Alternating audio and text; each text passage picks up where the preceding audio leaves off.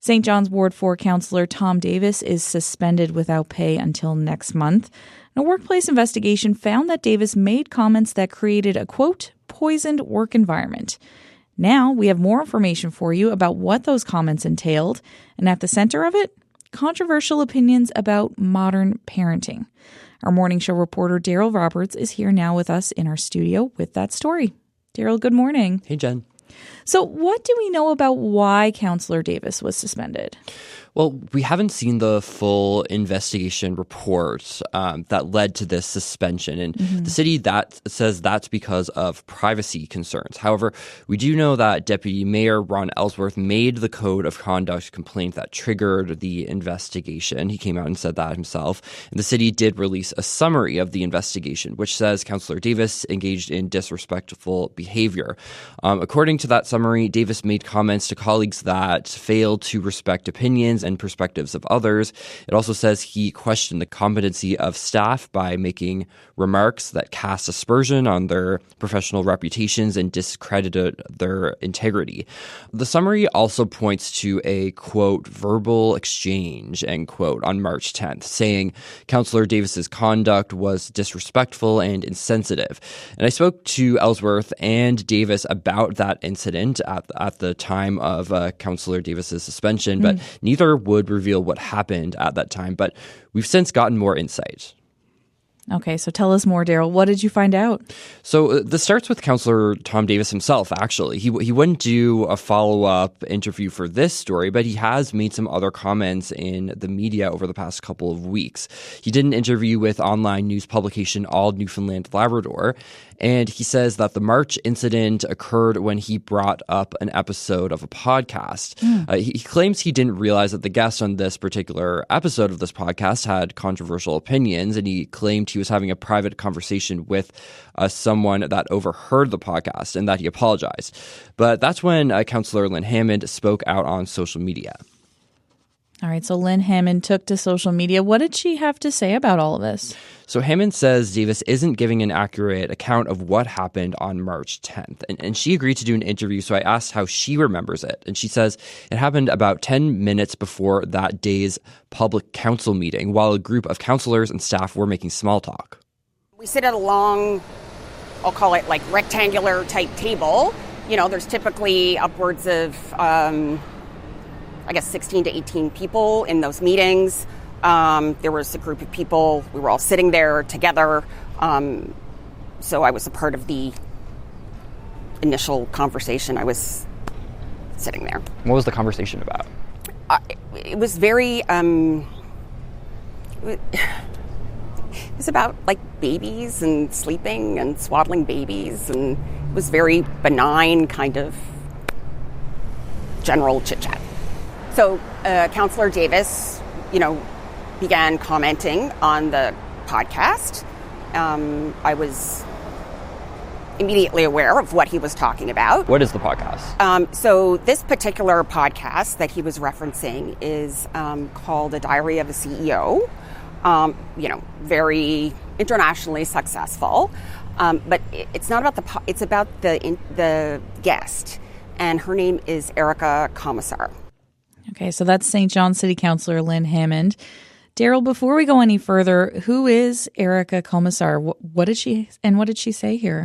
So she's an author, a therapist, and a self-described psychoanalyst and parenting coach. And in a 2+ hour interview with the Diary of a CEO podcast, she argues that mental disorders in children, like ADHD, are tied to a mother's physical presence over the first 3 years of a child's life. Here's a clip.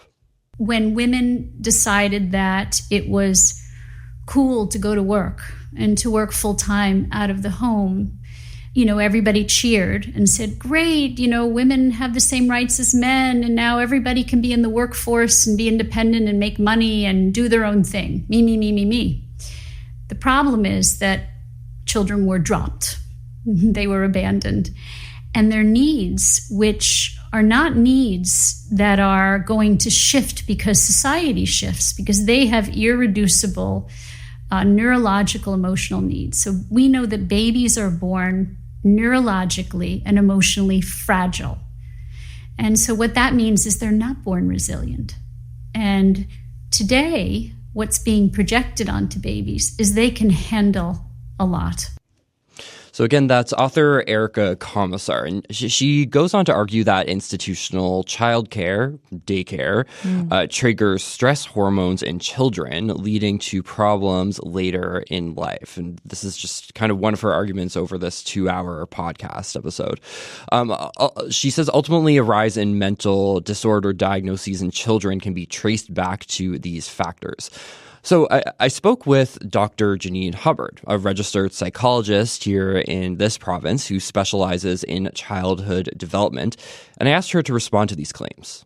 First of all, her actual quote was, well, with the rise of feminism, women decided it would be cool to go to work. Not sure how that sits with most of the women listening in this audience. But what it also fails to reflect is in the time, the last couple decades, our understanding of conditions like ADHD, like autism, have expanded and become so much more sophisticated and nuanced in terms of how it presents in girls and women, in terms of, even some of the emotional regulation struggles. Also, the fact that she labels all of these as mental illnesses and they are harms caused on children because their parents didn't give them enough exclusive attention in the ages of 0 to 3, which has been unequivocally demonstrated not to be true. Of course, there are nuances. If you have a child with ADHD and has a parent with ADHD, yeah, that home environment might look a little bit different. It doesn't mean it's bad or wrong. And it's not causing it. There is nothing you can do as a parent that is going to cause your child to have a neurodevelopmental disorder. I can say that emphatically. Again, that's psychologist Janine Hubbard. Daryl, I have a lot of thoughts on this that I'm not going to share on the show this morning, but let's hear from Davis now. What did he have to say in relation to all of this? Well, that's the thing, actually. We don't know exactly what he said. And like I said, the city hasn't released its investigation, and he also declined to comment for this story in particular. But here's what Hammond told me. I can't verbatim tell you back what he said, and I don't want to misquote him because I think it's important to be respectful and fair. I heard him raise these comments in a context that, at that moment, I felt that he was presenting them as factual information. So his intention, I don't know, but in that moment, I felt that he was presenting it as factual information. And so I told him it was harmful, and I asked him to stop. Again, that's City Councillor Lynn Hammond. I also asked Ron Ellsworth, the complainant in this case, if he agreed with Hammond's account. He told me yes. He also said he plans to put in a complaint with the city's privacy commissioner to try to get more details from the investigation released publicly. Okay, so what's next in this whole process? Well, Hammond, Ellsworth, and Davis have all said that they hope this situation doesn't get dragged out anymore. Here's what Ellsworth says about the situation. Yeah, it's going to be a little bit harder for us to move beyond this, but at the end of the day, we're all still working for our taxpayers, for our citizens. Nobody's not working, other than Councillor Davis at this point. But it's council business as usual. We're all working with our constituents. We're all doing our meetings. We're all out and about doing the events we need to do and meeting with people and everything else. So it's not like it's taking away or distracting from our ability to do our job. But when the suspension's over, we'll then figure out a path forward for everybody.